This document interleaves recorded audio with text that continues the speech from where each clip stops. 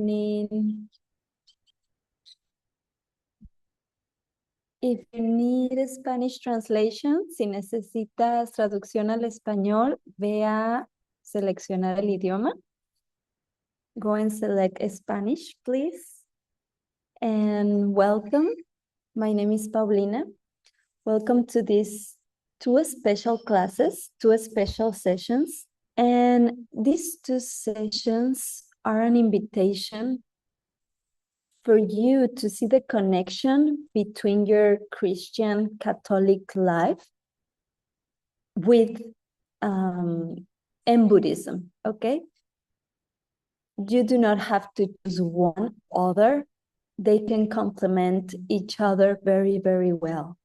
So, even if you had a difficult or a bad experience with Catholicism, you could also have a difficult experience in Buddhism.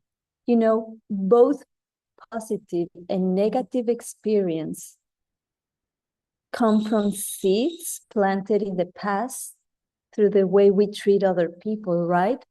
So, and let me tell you a little bit about my story. I want to share this image because I have always felt very attracted to churches. Whenever I enter one, when I was a little kid, I felt peace and a beautiful energy. I did not feel that kind of energy anywhere else. For me, a church was a refuge. It was a place where I could reflect on my life, think about what I want to improve, and consider what I needed to change in my own life, right? So let me introduce you. My grandmother is the woman in the middle, my mother's mother. And she used to ask me to water the roses in her garden.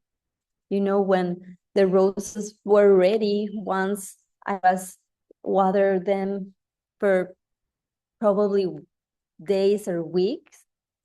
When the roses were ready, she will have me place them on the altar. She used to have a beautiful altar with the Virgin of Guadalupe, the Lady of Guadalupe, very famous Mexican Virgin. And we will light candles. And I remember feeling that it was something very special and sacred, different from anything I was doing when I was a child. And I can honestly say that my grandmother was my first spiritual teacher. Once you go back to your childhood, you need to find those connections, right? Like, okay, when I was a little kid, who was my first spiritual teacher? I mean, because we had, of course, our parents, our first teachers, and then sports teachers or school teachers. But what about your spiritual first teacher? Who was that person? I want to invite you to think about that because it was a first spiritual teacher and maybe it's connected with Catholicism or Christianism. Anyway, so years later, I discovered that Buddhism also encourages us to create altars for the teachers we admire, right? And to make offerings to them.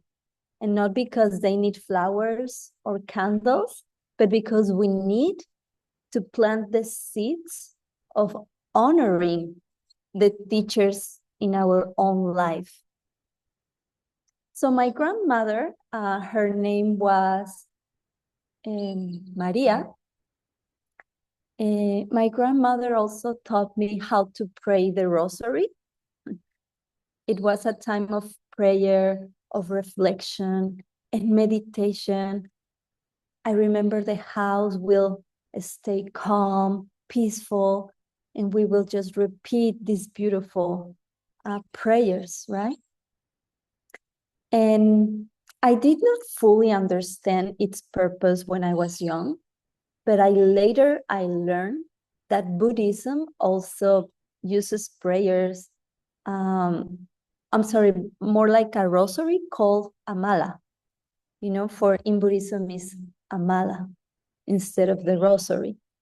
And we repeat the names of enlightened and virtuous beings to plant positive and beautiful seeds in our minds. And this practice help bless our mind, our speech, and our heart. So that's another similarity I found when I was thinking about it. Another memory I want to share with you from my childhood is that my parents left me at a Catholic boarding school in the afternoons because they could not pick me up early. So the school and this after school, a school was run by nuns. So every afternoon they will turn on the lights and a fountain in a beautiful rose garden with a statue of the Virgin of Guadalupe in the center. And I remember I will spend hours walking, playing, dreaming. And I used to imagine, I really remember this, I used to imagine that one day I will meet the Virgin of Guadalupe, this beautiful Lady of Guadalupe, who was an enlightened being. And I will dream that I will meet her, that I will talk to her. And Buddhism teaches that if you do have enough good karma, enough good positive seeds and goodness in your heart, you might one day see enlightened beings and even receive teachings from them directly. This is common in the advanced teachings in Buddhism. That's one of the goals, right? So as I grew older, I realized that all those experiences from my childhood were preparing me to eventually discover and practice Buddhism. They helped me develop values, ethics, and compassion as the foundation, right, of happiness. And my teacher, Geshe Michael, says that feeling drawn to a religion and being born into a family that practices a religion, even if it's not Catholicism or if not Buddhism, maybe it's Hinduism or another type of religion. If you was born in this family with this practice, are beautiful seeds from your past lives. Imagine there's people that they never was born and grew up with any type of values or ethics, So that's why I believe we should connect those experiences from our Christian background with what we practice today in Buddhism. And it's an invitation that also Geshe Michael has been asking us to do, because rather than competing with each other or forcing us to choose one over the other, both traditions share a central message, which is love and compassion. And we should feel very lucky because both give us a lot of instructions to open our hearts and to become a better person, right? As the result, to be happy. So many of you, like me, might have grew up in Christian or Catholic background, right? So it's a natural question that arises in all of us when we think, do these two great traditions complement each other? Or do we have to choose one over the other? Or if I start practicing Buddhism, I have to let behind and let go my Catholic background or another religion background I might grow up? Do I have to choose one or leave the old one? So what we'll explore together is that we can complement each other in a beautiful way. The goal is to look back to our past and see how those instructions when we were younger and little kids, they were preparing us and they were getting us ready for the the great teachings of Buddhism also, right? And in fact, it might not be a coincidence that many of us started with a Christian foundation. In some ways, those teachings might have, help us for the next step of our spiritual journey. Because I don't know about you, but for me, Catholicism was less, I will say, it didn't explain me that exactly every thought, every word, and every action I was doing was creating my world. Not with that emphasis, right? So, but it was a beautiful foundation. And the connection you had with that tradition is very sacred, very beautiful, and we need to honor it, right? So let me share the next picture.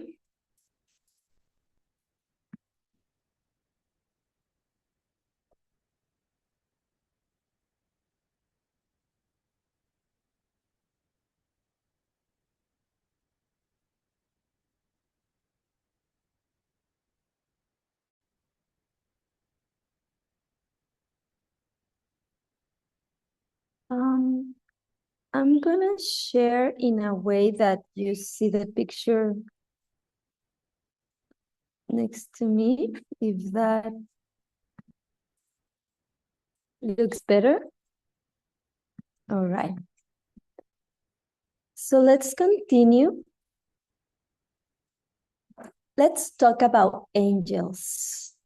And I do want to say that all this information and how I prepared this class was based on my teacher, Geshe Michael's teaching many years ago. So the foundation is coming from my teacher. I will add some comments, but everything is based on his own words. So the idea of angels in both Christianity and Buddhism exist, right? Exist in both. In Buddhism, an angel is a being with an extraordinary ability to help others. They are said to be able to appear in many places at the same time. Wherever someone needs support, guidance, or encouragement, they can travel and appear where they can help somebody else. And there is also a Tibetan teaching or that says that an angel can be on every bus in the world at once, sitting next to anyone who needs help. So I imagine like in New York, in the subway, how many angels might be there helping other people that need help. In Buddhist teachings, their ability goes even further. They can help beings in many different worlds at the same time also. Okay, maybe there's no something that in our Christian background was mentioned, that there's more worlds and they can travel to these worlds. And the interesting thing is that we usually cannot recognize the angels, and they might be around us right now, helping us without us even knowing it. That's a possibility. In fact, there could be angels among you right now. I don't know if you are at home, whatever you are, like maybe it's your partner, maybe is the person that your neighbor. And I think most people are fascinated by angels because deep down, we will like to be like them. We are attracted to their peace, to their compassion. And especially if you think about it, we all want their ability to help others. I remember I will pray when I was a young little girl to my guardian angel. I don't know if you grow up like that, but they say that we all have a guardian angel. So it makes sense with Buddhism, right? We all have guardian angels that are there helping us all the time. And of course, we all want the normal things of life, like financial stability, good health, happy relationships. But beyond all those goals, there's always a deep and deeper wish that many of us share, that you discover it in Buddhism, which is we want to be able to make a real difference in the lives of other people. We will love to help the people around us. But it seems like our ability to help is limited right now because we have limited time, energy, resources, right? And yet, most of us feel that we could become something greater. We sense that there is a higher potential within us. Okay, there is a higher potential within us, and we experience it when we help somebody else. And you feel after you help somebody that feeling of gratitude and like, oh, I love to help other people. I love to make other people happy. But imagine how higher potential can become if you think how many people I can help. I hope more than 10, 15, 20, 50, thousands of people. What's the limit? And in Tibet, there is a small text that is sometimes described as an instruction manual for becoming like an angel. Okay? It is a short poem of only 8 verses, and it is one of the very first teachings that young monks learn when they enter a monastery. And those 8 verses, this beautiful poem, are the 8 verses for developing the good heart, a good heart, written by the Kadampa Geshe, whose name is Diamond Lion. Okay, and I love this picture. Why? Because it has a connection with Jesus in the Catholicism and in Buddhism with these 8 verses, which is how to develop a good heart. I remember one of my dearest teachers came to Guadalajara. His name is John Brady. Maybe many of you know him. And he was in a car driving to give a talk in my home city in Guadalajara. And when he arrived to the talk, the public talk, he said that he saw this picture of Jesus in the street, right? And that he felt how everything is about that, about how to expand our heart, our capacity to love other people, our capacity to become more kinder, and how to expand our capacity to serve others. And he saw that connection between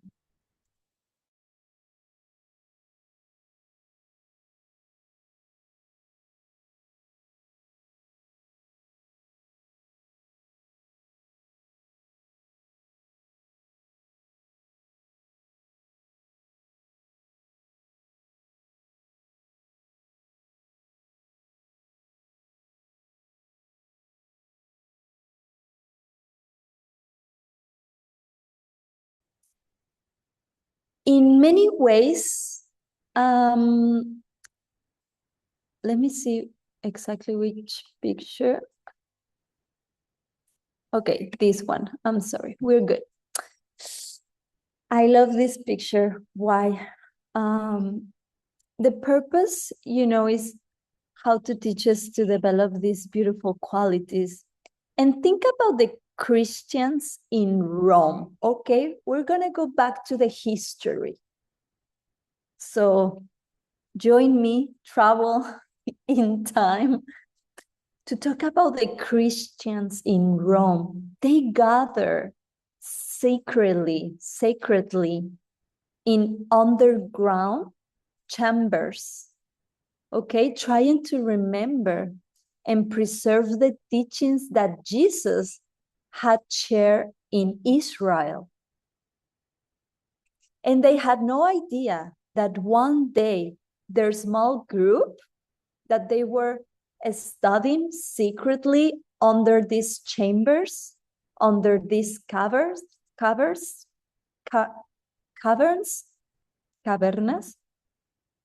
they had no idea that one day this small group will become a worldwide religion. Okay, imagine that. And at the time, they were being persecuted and live with the fear that they could be arrested or even killed. In fact, the first meetings of Jesus' disciples were held in secret. They didn't know what will happen to them from one day to the next. And in many ways, this is why I show now this picture, they were very similar to the early Kadampas, the first Buddhist in Tibet.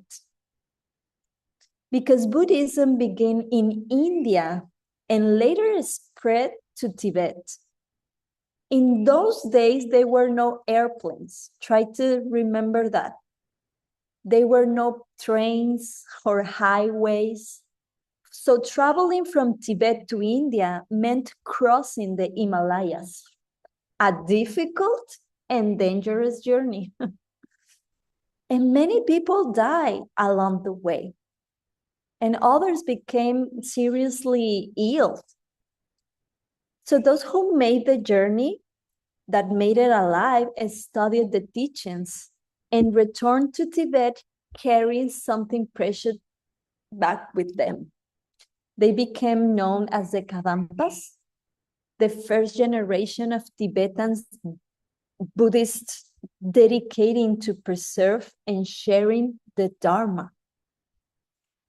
So just as the early Christians worked very hard to keep the teachings of Jesus alive, the Kadampas also worked to preserve and spread the teachings of the Buddha. Both small groups, they started as small groups, they faced hardships and had no way to knowing the tremendous impact they will have on future generations. How beautiful is that? So we have, I don't know if you have ever seen, but we have a custom of debating in the monastery. And as a Buddhist practitioners of students, we have a tradition of debating the great ideas of Buddhism with logic. So actually, what Geshe-la was explaining in this class is that the debating custom we have right now is still alive. It's a Socratic dialogue, and it's believed that this came into Buddhism from Alejandro Magno. You know, then Alexander conquered much of India, and his generals became the governors of India, and they stay for 500 years until the time of Christ. And then the disciple Thomas was sent by Christ to India. Okay? Remember that Christ had a very close disciple named Thomas. So according to this tradition, after Jesus passed away, the apostle Thomas traveled to India. He traveled and he arrived in a city called Taxila. I'm going to write that in the chat, Taxila. And this picture is the ruins of this city that was called Taxila. These ruins are still alive in India. So imagine that one of the greatest centers of learning in the ancient world and home of one of the world's most famous Buddhist university was here in Taxila. And this is Thomas. And I really love this picture because it's taken from Geshe-la really encourages us to watch, what's the name in Netflix? The Story of Jesus. I don't know if you guys remember. If you know, write it in the chat. But in Netflix, The Chosen. Which one? The Chosen. Chosen. Thank you so much. The Chosen. I encourage all of you to go and watch The Chosen as a part of this course. Okay? Geshe-la, our teacher, encouraged us to watch it. And it's beautiful because you can feel how Jesus' disciples were like us. They went to a lot of trouble. They had to fight against their own negative habits or mental afflictions. They faced problems with each other like a normal community and a normal group, you know, and it was beautiful, and it's beautiful to watch how Jesus was this funny, close teacher with all of them, you know, as I believe our teachers in the present are. So anyway, I took this picture of Thomas that is in this series, The Chosen, because I want you to, again, remember these were normal people like you and me, okay? So I like it because it's not like a painting. So Thomas is said to have built a palace there for a king named Gaspar, okay? The story says that Thomas built a palace in India, in Taxila, for a king named Gaspar. And I don't know if you already made the connection of Gaspar. Some traditions identify this king with one of the three wise men who visit Jesus after his birth. So Thomas remained in India for the rest of his life, and he learned the local language. He taught the teachings of Christ in India, and he never returned home. So he stayed there. So according to this view, many of Christ's teachings Many of Jesus' teachings survive in India and continue to develop there. Jewish communities had already been present in India for centuries, and teachings of morality, compassion, and love became part of the spiritual landscape. So over time, these ideas might have influenced the development of the Mahayana Buddhism, the branch of Buddhism that places a special emphasis on compassion and helping all living beings.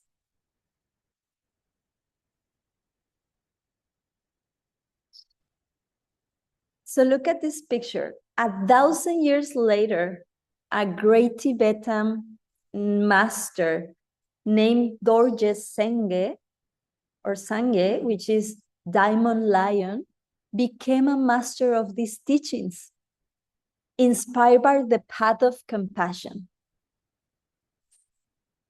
And Diamond Lion, he wrote the famous 8 verses for developing a good heart. So this teaching belongs to a tradition called Lojong, which means mind training or training the heart.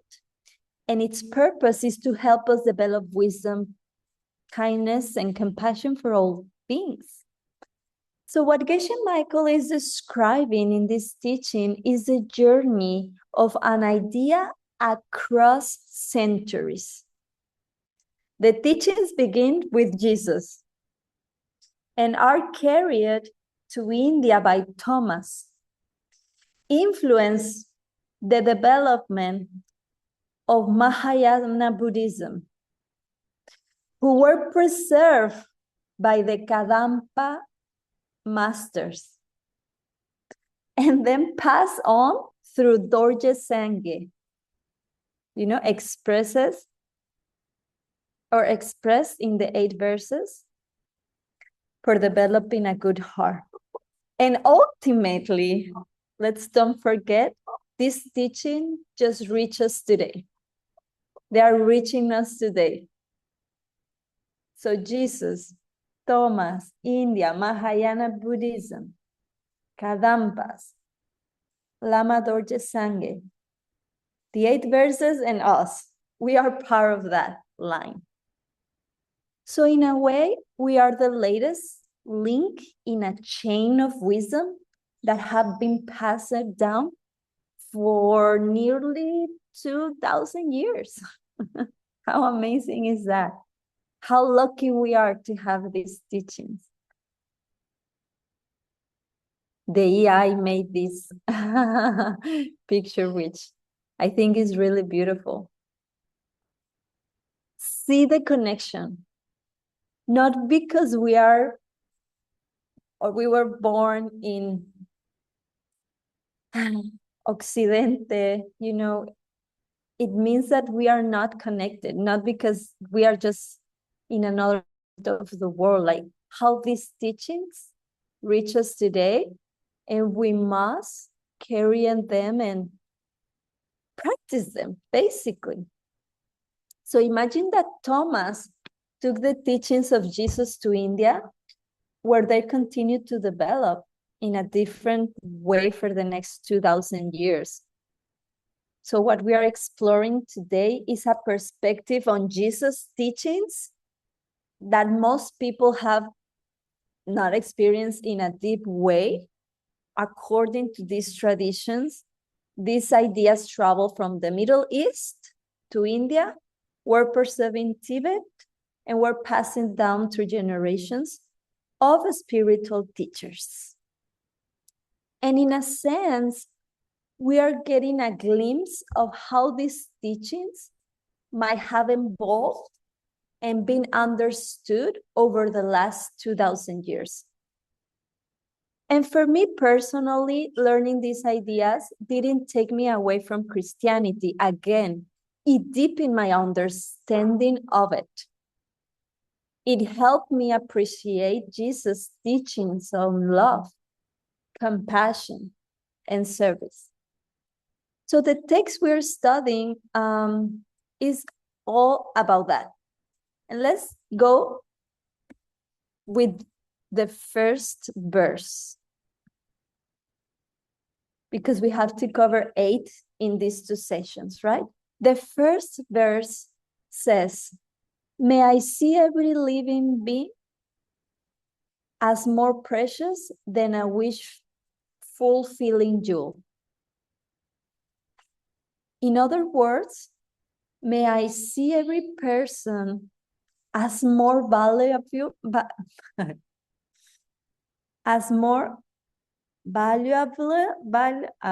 my English, this word, as more valuable than anything that could grant me all my wishes. So at first, this might sound surprising.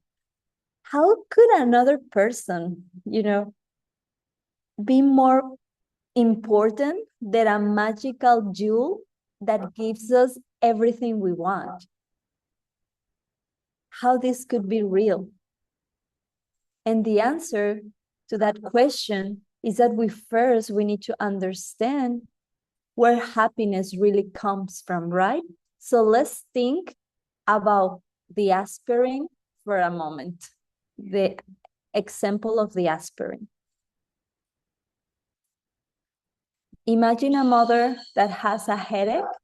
She takes an aspirin and waits. Sometimes the headache goes away and sometimes it doesn't. We call aspirin a medicine because it can relieve pain, right? Inside the pill, there must be something called an active ingredient, the part that is supposed to do the work to take our headache away. But there's this interesting question. If every pill contains the same active ingredient, why doesn't it work every time? Why does the same aspirin, the same medicine, sometimes remove our headaches and sometimes doesn't? I don't know about you, but this happens to me very often. So if we believe that everything happens because of causes, then there must be another cause involved, something beyond the aspirin itself. This question leads us to this deeper discussion about where healing, happiness, and our experiences really are coming from. Why does the aspirin work sometimes and not other times? So according to the Tibetan tradition, the pill itself does not have the power to take your headache away. It's not the whole cause. So imagine that a few weeks before your headache, someone else was suffering and you secretly tried to help them. Maybe you give them medicine, comfort, or support. That act of kindness, we say, planted a seed in your mind. So for you later, when you take this aspirin for your own headache, the seed of helping the other person last week is gonna open, and the kindness you show in the past is gonna give the medicine the power to work on you. So, in other words, the real active ingredient is not only inside the pill, it is also inside you. And the same is true for everything in your life.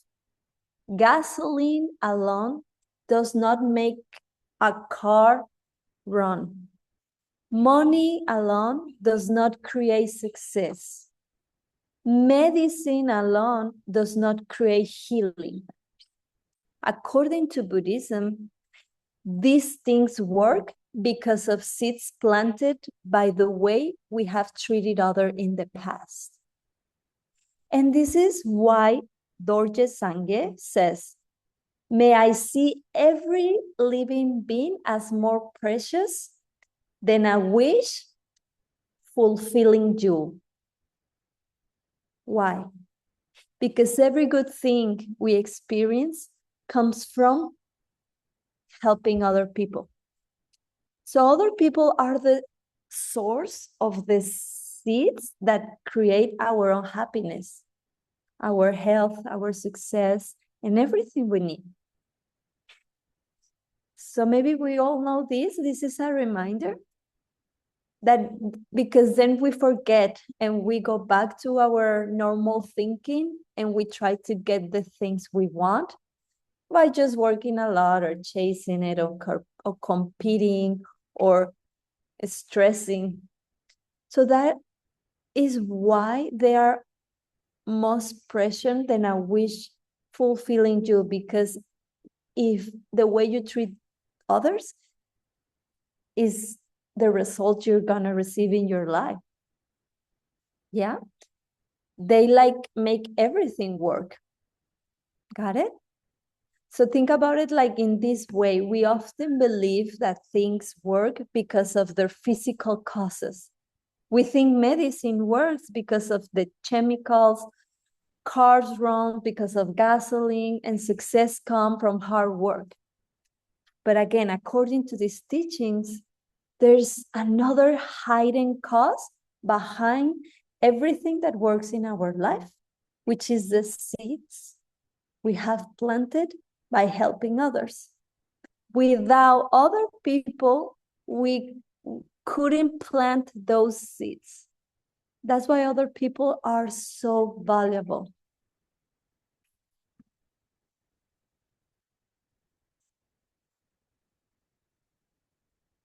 Let me share the next picture.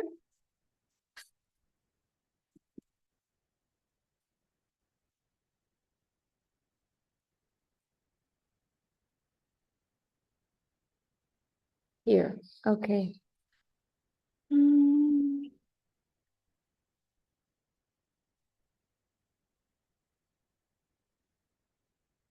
This is what we are. No. Again.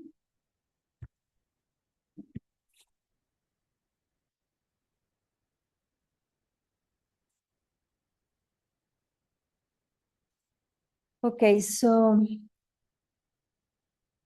imagine all the people, right? And I put this jewel, this diamond in the middle because they are the earth you can plant all your deepest wishes in this life, because other people are the source of all the good things we experience.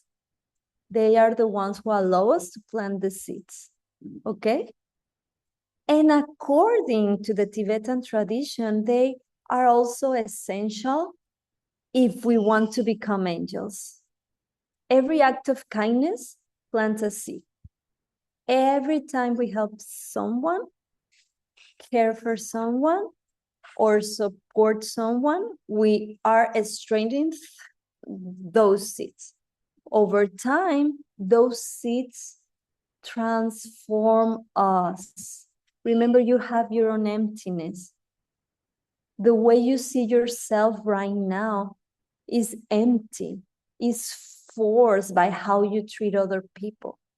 So let's say right now I see myself as I have a lot of negative habits. I cannot concentrate. I am not very compassionate. I am not serving other people the way I could. All these projections you have on yourself, they can change by practicing these teachings. So then those seeds of how you see yourself right now, you're gonna transform your vision of yourself. And then you're gonna see yourself more as a more compassionate, more kinder person, more wise person with less negative emotions. And imagine that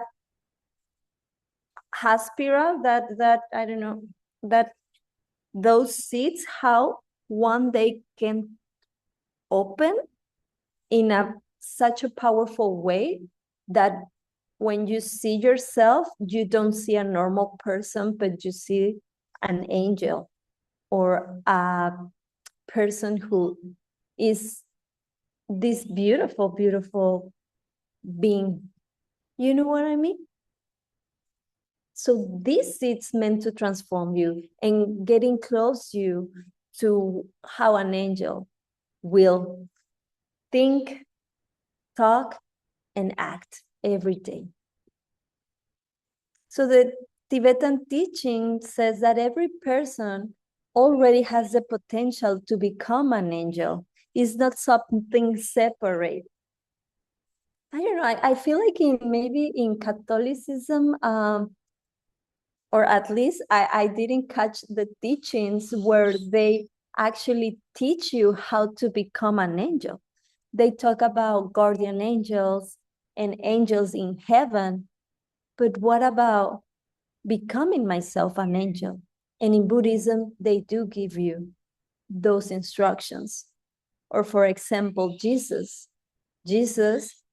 after he passed away, in the third day, he became this enlightened being, right?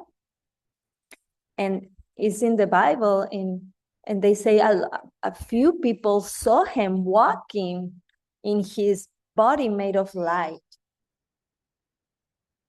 So if you think about it, if Catholicism didn't teach us how to become like Jesus, in Buddhism, they do. They say you can reach that state where you can see yourself in a light body and with the capacity to help many living beings at the same time. So it's beautiful to think I can become like Jesus. I can be like that. Or I can become an angel. No, I think it's a very beautiful thing to aspire to become. I think it's the most beautiful, and I think that's the biggest goal. We should all go for it.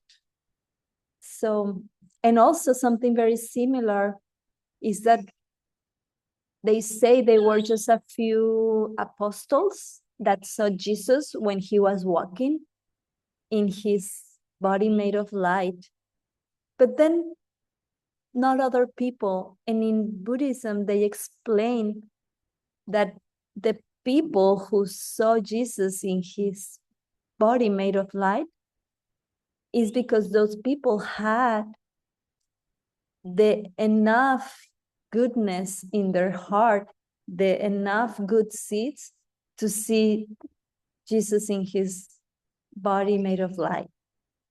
But if you don't have, or if I don't have that goodness in my heart, I won't see anybody walking, right? It's like the story of the dog and Master Milarepa. No, what's the name of this story of the dog and I forgot. If you remind me in the chat. Asanga, right? Asanga. All right, let's keep going. So how can we activate the seeds in our minds to become angels or become this more compassionate person? By helping other people. In this sense, every person we meet becomes part of our training.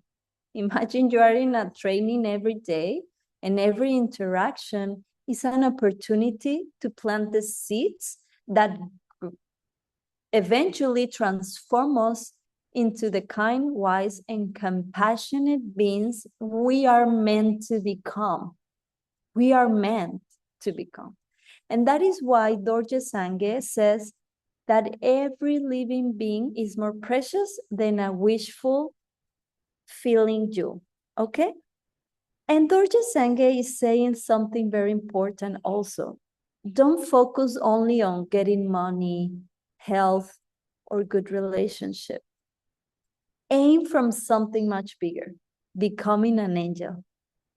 If you plant the right seeds, you can do it. The idea is that nothing works by itself. Aspirin doesn't remove a headache on its own. Okay? Even a yoga class doesn't make someone healthy or flexible on its own. If those things were the complete cause, they will work for everyone every time, but they don't. Okay? Two people can take the same medicine and get different results. Two people can do the same yoga class with the same teacher, and yet one becomes stronger while the other gets injured. All right? Let's go for the second verse. This is going to be the last one. This verse says that whenever we are with another person, we should consider them more important than ourselves. This doesn't mean thinking badly of ourselves or pretending that everyone is better than us and we are just like a small little person. You know, it means something very different. It means open to the possibility that every person we meet could be an angel, like or like a spiritual teacher. Because some people are easy to see this way because they are kind and loving, right? But the real practice is with the difficult people, guys. What if the person who annoys you the most is actually teaching you patience? What if he's teaching you to put boundaries? What if he's teaching you to see your own heart, to see what are you doing that you are allowing this person to be? What if the person who criticizes you is helping you growth? What if the difficult people in your life are giving you everyday opportunities to plant seeds that will help you become an angel? The practice is to look at everyone with curiosity and respect. This is what Dorje Sangha is asking us to do. Is asking us, what if this person is here to teach me something important? Okay? When we see people this way, every interaction becomes an opportunity to growth in kindness, wisdom, and compassion. Sometimes the hardest people in our lives might be the ones helping us the most. So instead of like rejecting them, hurting them, they are helping you to practice. They're helping you to see your heart and your habits. It's easy to appreciate kind people, no? But what about the difficult ones? The annoying coworker, the rude person, the person who takes you your patient. According to this teaching, they also have an important role in your life. If patience creates beauty, then we need difficult people to practice patience. If kindness creates happiness, then we need people who need our help. Just as we need someone with a headache before we can offer medicine, we need people who challenge us before we can develop real compassion. In that sense, everyone in our life has value. Some people help us through their kindness, others help us giving us opportunity to growth. And the practice is to look at every person and ask, what if this person is here to teach me something? What if this person is helping me to become myself a better human being? So Master Sange, Dorje Sange, suggests us a powerful exercise. Imagine that everyone around you might be an angel. The kind people might be teaching you love. The difficult people might be teaching you patience. Either way, everyone has a purpose in your life, in my life. And when you start seeing people in this way, which actually, I have to say this,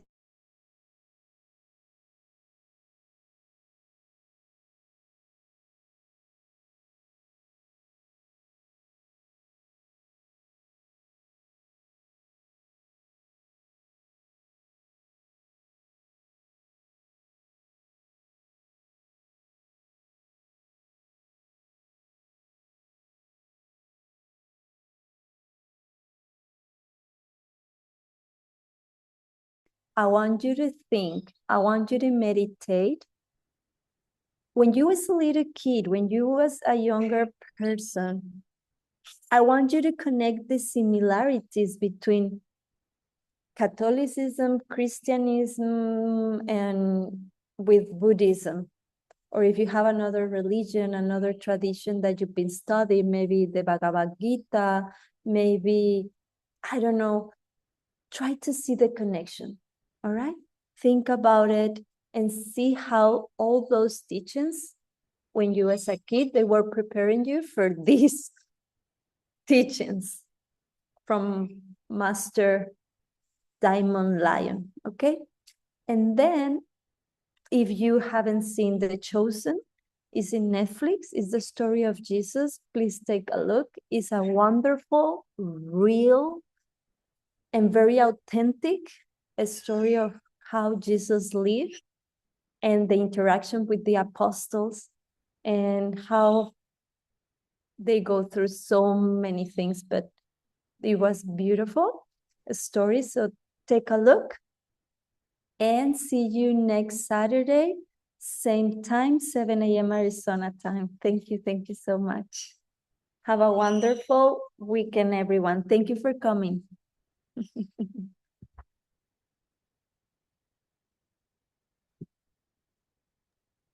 Thank you. Bye-bye. Thank you so much, teacher. Thank you. Thank you, Pau. Muchas gracias. Sandra, Eka. Thank you so much for this amazing teaching. Thank you. Yeah, very, very beautiful. Thank you for your beauty. Thank you, Galina. Thank you, Andra and everyone. Sharon.